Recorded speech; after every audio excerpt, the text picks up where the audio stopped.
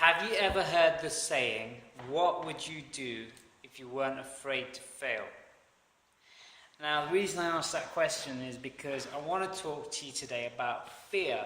And the reason I want to talk to you about fear is because I want to share with you my story and my relationship with fear. And the reason I want to do this is simply because I want you to see where I've come from and where I'm going to. And hopefully you can see that perhaps I might be able to help you or give you some insight on how you can achieve what you want to achieve in life and overcome the fear that's holding you back. So my first ever recollection of fear, my parents were, when I was growing up, were developing their business, and they were very, very busy doing that. And I recall there were days where I'd come home from school and my mum and dad would have to rush off to their place of business to deal with it, setting everything up and doing what they had to do. So I was left alone by myself with my two younger brothers and basically told to look after them. And I must have been about 6 or 7 at the time, maybe a little bit older, maybe a little bit younger. And the point is I still remember that first day that they left me alone at home with my brothers. And I literally hid behind the curtains for the whole afternoon till my mum and dad got home, because I was so petrified of perhaps, monsters or people that would come, or had this fear in my head that somebody was there to hurt me or harm me, and I was just petrified about this. That just carried on throughout my life. I was scared of everything, and I was just afraid to make progress. Then I sort of got into university, and I was afraid of my surroundings at university. I was just afraid of being in a different place. I was afraid of everything going on there because I was completely out of my comfort zone, and I was really paranoid. I was really afraid of not having anybody to support me there because I was away from my family. I was afraid of failing at my course. I was afraid of the whole different environment. I was brought up in a culture where we didn't drink and we didn't do there was no partying or anything like that. So I was afraid of the culture shock that I was getting around at university. When you're in university, everybody's partying, everybody's drinking, having a good time. So I was completely out of place. And at that point in my life, I got very, very, very depressed. And what happened is, the only thing that saved me at that point was to start kickboxing. I met up with a guy who was teaching kickboxing. His name was Marcus Cowell, and the guy literally saved my life. And I owe a lot to Marcus. And basically, I still remember this conversation I had with my dad.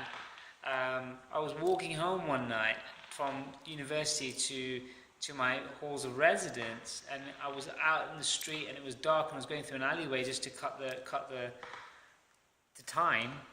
And I was speaking to my dad on the phone, and he said, "Where are you?" And I explained to him, "Look, I'm walking down this alleyway. It was really late and dark at night." And he said, "Do you realize what you're doing?" And I said, "No." And he said, "You're in an alleyway by yourself, and it's dark." And he knew that I had this fear. And basically, that's when it dawned on me that I started to lose a little bit of that relationship with fear. I was getting a little bit more fearless, and that came from, I suppose, the kickboxing training helped me get more confident. Just working out a lot helped me get confident within myself as well. But that fear physically was great because I started to have a better relationship with my fear in terms of a physical point of view, because I could deal with it. I could look after myself. I was training. I was doing self-defense kind of stuff with kickboxing. I then took that to the next level. I traveled to Thailand on my own to learn Thai boxing and Muay Thai, and I started fighting at a professional level, if you like. So I was in face of fear all the time. Yet one thing I couldn't do in other areas of my life was in my business and in my communication with people that mattered. I was always afraid of moving forward. I had these big dreams that I wanted to achieve. I wanted to achieve success financially. I wanted to have my own business. I wanted blah, blah, blah, blah, blah. And I was always held back by fear. And it drove my wife nuts, yeah? It completely drove my wife nuts that I was such a big pussy. Because I'd say I'd want all these things, and I'd hold back, and I'd just be so afraid of taking the next step and just be completely pussified in that moment, that it would just rob me of my power as a man, And I would perhaps, I mean, I suppose if you've read the book The Way of the Superior Man, you'll understand where I'm coming from with this. It would just make her not trust me as much because I wasn't living to my true potential and to my authenticity. So that affected my relationship with my wife, and that affected my relationship with myself, and I hated myself for the longest period of time, and I was afraid of everything, and even my shadow. I wanted to move forward in life, but I didn't know how to do it because I was always afraid. And then I kept hearing this quote, what would you do if you weren't afraid of failure? And I was like, well, look, I know what I'd want, I know what I'd do, but I just, you know, I want to do it, but every time I go forward to try this thing, there's this like break in my body and my mind that just hits the brakes, and that's fear. So I had to really change that relationship with fear. And how I did that in the last couple of, I suppose in the last year really, is it all started the day it started when I was in Malaysia. I was at my brother's wedding in Malaysia, and I was sitting down in this really fancy hotel. It was a really nice hotel in central part of Malaysia. It's a really posh area, and I was alone at that time. My wife and daughter were away in Canada, and I was in Malaysia, and my family were there, but I was alone at this one moment in time, and I was just looking around thinking, what is going on in my life? Because I'm going nowhere, and I'm held back. I'm not happy with the way my life is going, and I needed to do something about it. So I started getting into this contemplative mode. I started thinking about what I wanted out of life, what was holding me back, and that was really what started the shift, because now I'd started thinking about, I need to do something serious about it, not just talk about it, but start taking some action. And at that point in my life, I came across the Wake Up Warrior movement and Garrett J. White stuff. And I started following him from the sidelines for about a good year before I actually sort of took the plunge and started doing some of his training courses that really made a huge difference in my life.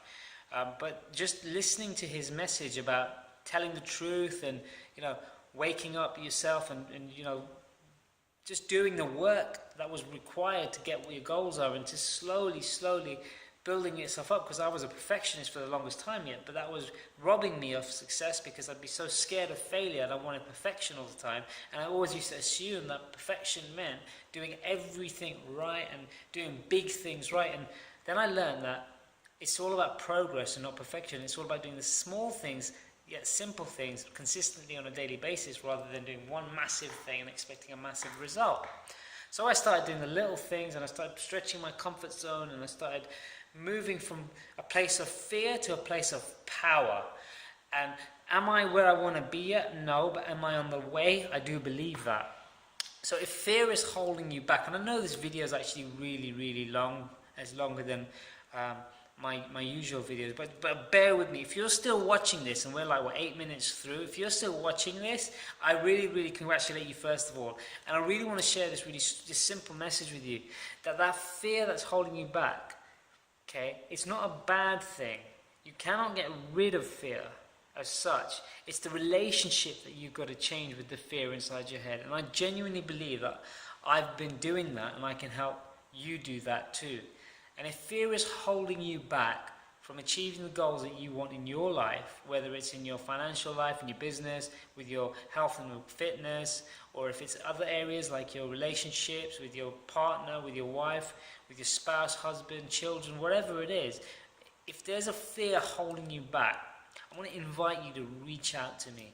I really want to have a conversation with you and just discuss this whole concept of fear. And I want to see if I can help you get over the fear that you have, because I've done a few things and a few techniques that have really helped me overcome the fear of uncertainty and just giving me confidence and getting out of my comfort zone. So reach out, send me a message, like this post, or comment in the box below I'm in, and I'll get in touch and we'll have a conversation. But I really wanted to share that with you. I know this is a longer video than usual, but I'm really passionate about this subject of fear, because for the longest time I've been living in a shell, and I'm starting to come out, and I think a lot of people can see that. So listen, have a great day.